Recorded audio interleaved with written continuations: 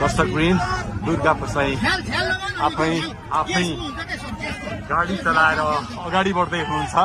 निकै नै अप्रिय अवस्था देख्न सक्छौं हामी।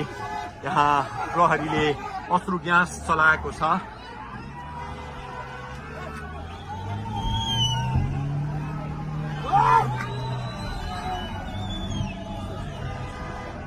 यो तीनकुनेको सडक हो, तीनकुने क्षेत्र हो। उहाँ आफै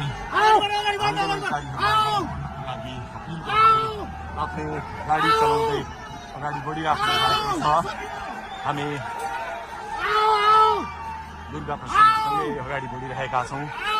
यहाँ निकै ठुलो मात्रामा युवाहरूको उपस्थिति देख्न सकिन्छ। ठुलो मात्रामा युवाहरूको उपस्थिति, प्रहरीको बार तोडेर दुर्गा प्रसाई आफै अगाडि बढ्दै हुनुहुन्छ। प्रहरीलाई गाडीले पेलेर दुर्गा प्रसाई अगाडि बढ्दै हुनुहुन्छ।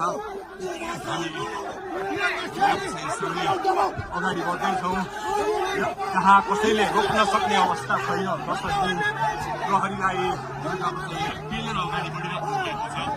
प्रहरी गाडीको चाबी खोज्न लागि परेको छ र दुर्गा प्रसाईले प्रहरीको एक लेयर तोडिसक्नु भएको छ र अब अगाडि सशस्त्र प्रहरीको टोली रहेको छ।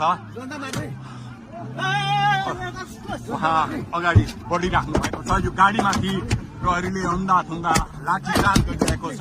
तपाईँ देख्न सक्नुहुन्छ दुर्गा प्रसाईको गाडीलाई प्रहरीले रोकिराखेको अवस्था। उहाँले यो प्रहरीका सम्पूर्ण सुरक्षा घेरा तोडेर दुर्गा प्रसाई अगाडि बढ्नु भएको छ र यति बेला तीनकुनेको यो पुलबाट अगाडि बढिसकेको छ। यो दृश्य अगाडिपट्टि